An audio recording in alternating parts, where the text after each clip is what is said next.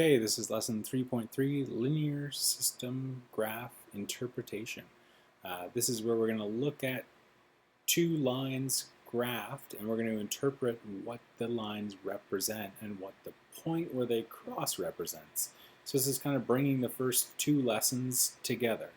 In the first lesson we looked at graphing lines. In the second we looked at modeling and writing equations of lines. And now we've modeled those equations, we've graphed them, and now we're going to interpret the results. So we have example A and example B here. I'm going to do example A about a hall rental cost. You're going to try example B, and then we're going to come back together and do one last example about pizza. So in our first example, it says each graph compares the rental costs of two halls. For each graph, we're going to describe what the point of intersection represents, so where they cross, and we're going to talk about when each hall is cheaper. So let's take a look at what we've got here. We've got a graph where we have the cost of the rental hall on the y-axis, and we've got the number of guests attending the hall on the x-axis. We've got hall D on top at the beginning, and then hall C on the bottom at the beginning. If I highlight those lines, it might make it easier to see what we got going on here. Hall D starts above, hits a point, and then goes under the other line. Hall C starts much lower, goes up, hits a point, and then crosses. So what's going on here? Well, let's talk about the point of intersection. The point of intersection has coordinates. If we look at that point, it's 150, I'll highlight it, 150, 4,500. What's that mean? Well, the 150 is an x, and the x is the number of guests. So that means 150 guests. So when 150 guests attend, the cost is 4,500. Now what's significant is it's 4,500 for both rental halls. Hall D and Hall C both cost the same amount when the same number of guests attend, exactly only at that one point. So for both halls. That's the significant. That's where they're equal. So what's that mean? Well, if you were renting a hall for an event, say maybe like a wedding or something, what hall would you choose? Well, it depends how many guests you're going to have. If you're going to have less than 150 guests, you want the cheaper one, Hall C. But if you're going to have more than 150 guests, obviously you still want the cheaper one, Hall D. That's assuming that both halls are equally as fancy, if that's what you're going for.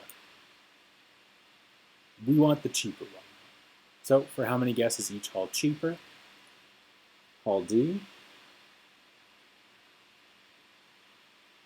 is cheaper. So that's where the line's on the bottom. So it's on the top until the point, and it's on the bottom after. So Hall D is cheaper after 150 guests. And that makes Hall C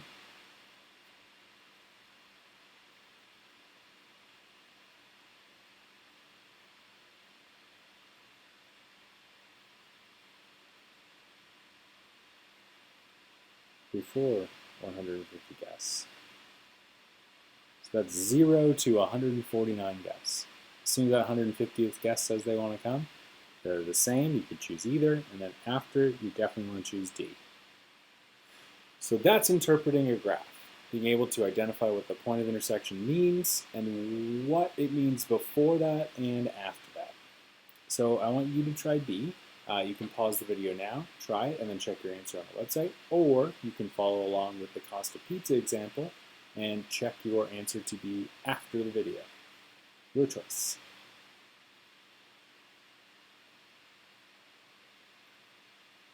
All right, let's talk pizza.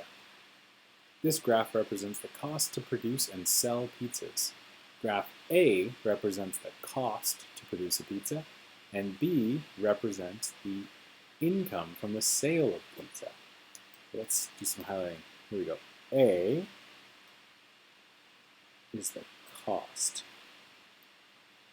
Graph A is here. And graph B represents the income.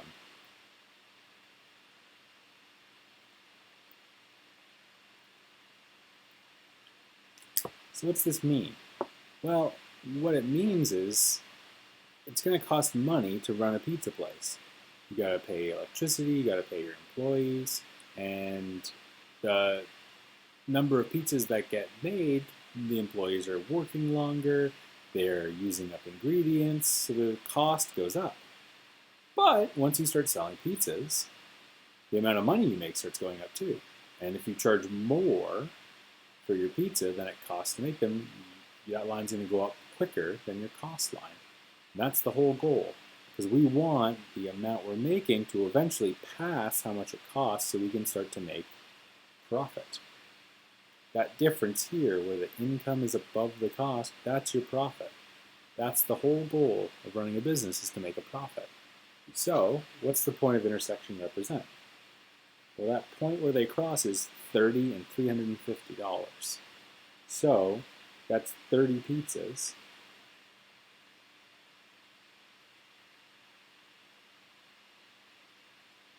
Would cost $350 to make, and would generate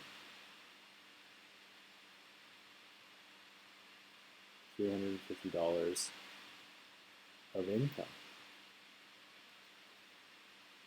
So in business, that's a really important spot. That's the break-even point.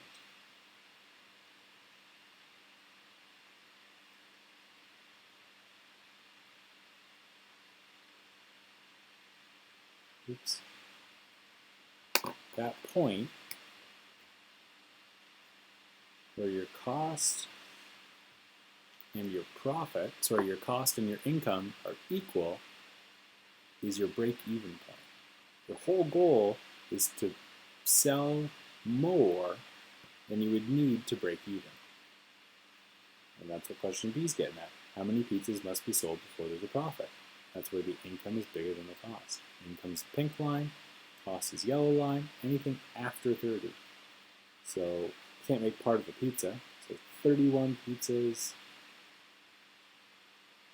or more would give a profit. All right, that's it for lesson 3.3. In the practice for lesson 3.3, not only are you going to be asked to interpret the graphs, you're also going to be asked to make the graphs.